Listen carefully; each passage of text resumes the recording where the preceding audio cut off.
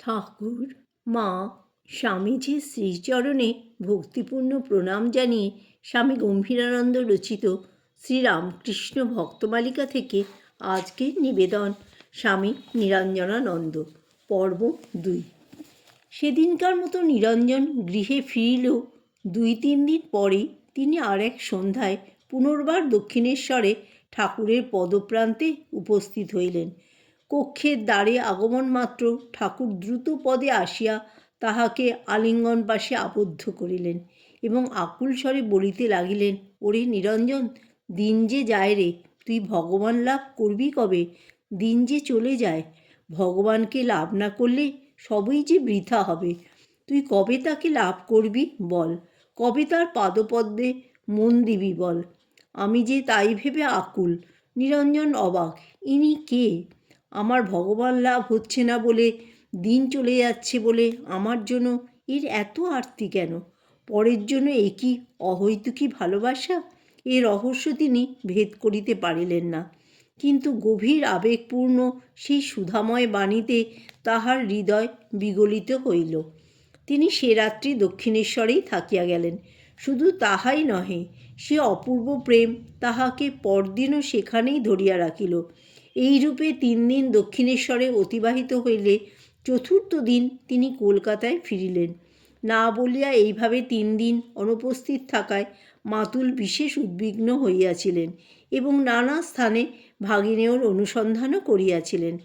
অতঃপর 4th দিন ফিরিয়া আসিলে বিরক্তি সহকারে তাহাকে তীব্র ভর্ৎসনা করিয়া বাড়ির সকলের উপর আদেশ দিলেন যেন নিরঞ্জনের প্রতি তীক্ষ্ণ দৃষ্টি রাখা হয়। এই ব্যবস্থা কিন্তু দীর্ঘকাল স্থায়ী হলো না। দিন কয়েক পরেই মাতুলের মন কোমল হইল। এছাড়াও বাড়ির ভৃত্যদের অনুভূতি হইত যেন কি এক দিব্য শক্তি নিরঞ্জনকে ঘিরিয়া রহিয়াছে। উহার পথে অন্তরায় সৃষ্টি করিলে তাহাদের অমঙ্গল হইবে। সুতরাং শীঘ্রই তিনি আবার নির্বিবাদে দক্ষিণেশ্বরে যাতায়াত আরম্ভ করিলেন। নিরঞ্জনের সরলতা ঠাকুরকে প্রথম থেকেই বিশেষ মুগ্ধ করিয়াছিল। তাই তিনি মাস্টারমহাশয়কে একদিন বলিয়েছিলেন, তোমায় নিরঞ্জনের সঙ্গে দেখা করতে বলছি কেন? সে সরল, ইহা সত্য কিনা এইটি দেখবে বলে। 1884 খ্রিস্টাব্দের 15ই জুন কাকুরগাছিতে শ্রীযুক্ত সুরেন্দ্রের বাগানে এক মহোৎসবে ঠাকুর গিয়াছিলেন। কীর্তনান্তে তিনি ভক্তসঙ্গে উপবিষ্ট আছেন। এমন সময় নিরঞ্জন আসিয়া ভূমিষ্ঠ প্রণাম করিলেন। ঠাকুর তাহাকে দেখিয়াই দাঁড়াইয়া উঠিলেন। আনন্দ বিস্ফারিত লোচনে সস্মিত মুখে বলিয়া উঠিলেন, তুই এসেছিস? দেখ, এই ছোকরাটি বড় সরল। সরলতা পূর্বজন্মে অনেক তপস্যা না করলে হয় না। কপটতা, পাটোয়ারি এসব থাকতে ঈশ্বরকে পাওয়া যায় না। নিরঞ্জনের বৃদ্ধা মাতা তখন জীবিতা ছিলেন, তাই মাতার ভরণ পোষণের জন্য নিরঞ্জনকে চাকরি গ্রহণ করিতে হয়। শ্রীরামকৃষ্ণ চাহিতেন না যে তাহার কোনো উচ্চাধিকারী যুবক ভক্ত কাঞ্চনের বন্ধনে পড়েন। তাই ওই দিনই নিরঞ্জনকে বলিলেন, দেখ, তোর মুখে যেন একটা কালো আবরণ পড়েছে। তুই আফিসের কাজ করিস কি না তাই পড়েছে। আফিসের হিসাবপত্র করতে হয়, আরও নানা রকম কাজ আছে। সর্বদা ভাবতে হয়। সংসারী লোকেরা যেমন চাকরি করে, তুইও চাকরি করছিস, তবে একটু তফাৎ আছে। তুই মার জন্য চাকরি স্বীকার করেছিস। মা গুরুজন, ব্রহ্মময়ী স্বরূপা। যদি মা ছেলের জন্য চাকরি করতিস, আমি বলতুম ধিক ধিক, শত ধিক, 100 ছি। অতঃপর ঠাকুর মণিমল্লিককে বলিলেন, দেখো, ছোকরাটি ভারী সরল, তবে আজকাল একটু আধটু মিথ্যা কথা কয়, এই যা দোষ। সেদিন বলে গেল যে আসবে, কিন্তু আর এলো না। তাই রাখাল বলছিল, তুই এরেদয়ে এসেও দেখা করিস নাই কেন? নিরঞ্জন বলিলেন, আমি এরেদয়ে সবে 2 দিন এসেছিলাম। শ্রীরামকৃষ্ণ তারপর মাস্টারমহাশয়কে দেখাইয়া নিরঞ্জনকে বলিলেন, ইনি হেডমাস্টার, তোর সঙ্গে দেখা করতে গিয়েছিলেন, আমি পাঠিয়েছিলাম। নিরঞ্জনের সরলতা ও বৈরাগ্যের জন্য ঠাকুর তাহার প্রতি কতখানি স্নেহপরায়ণ ছিলেন তাহা কথামৃতের বহুস্থলে উল্লিখিত হইয়াছে।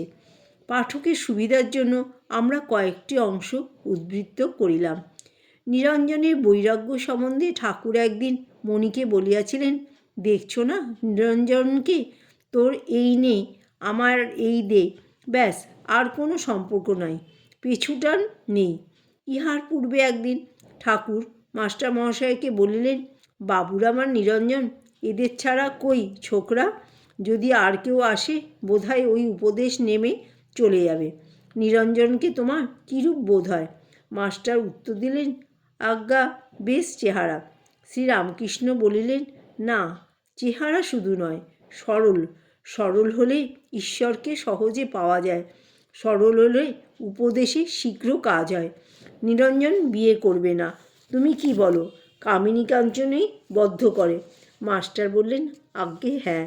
শ্রীরামকৃষ্ণ বললেন, ভাবে দেখলাম, যদিও চাকরি করছে, ওকে দোষ স্পর্শ করে নাই। মার জন্য কর্ম করে, ওতে দোষ নাই। নরেন্দ্র, রাখাল, নিরঞ্জন এদের বেটা ছেলের ভাগ। বলরাম ভবনে ভাবাবিষ্ট হইয়া ঠাকুর একদিন বলিয়াছিলেন, আলেখ নিরঞ্জন, নিরঞ্জন আয় বাপ, খা রে, নে রে, কবে তোরে খাইয়ে জন্ম সফল করব। তুই আমার জন্য দেহ ধারণ করে নররূপে এসেছিস। আবার ওই দিনই অন্য সময়ে বলিয়াছিলেন, দেখ না নিরঞ্জন, কিছুতেই লিপ্ত নয়, নিজের টাকা দিয়ে গরিবদের ডাক্তারখানায় নিয়ে যায়। বিবাহের কথায় বলে, বাপরে, ও বিশালাক্ষীর দ, ওকে দেখিয়ে যে একটা জ্যোতির উপর বসে রয়েছে। কাশীপুরে এই অনুপম স্নেহ দেখাইয়া বলিয়াছিলেন, তুই আমার বাপ, তোর কোলে বসবো। জয় ঠাকুর, জয় মা, জয় স্বামীজি।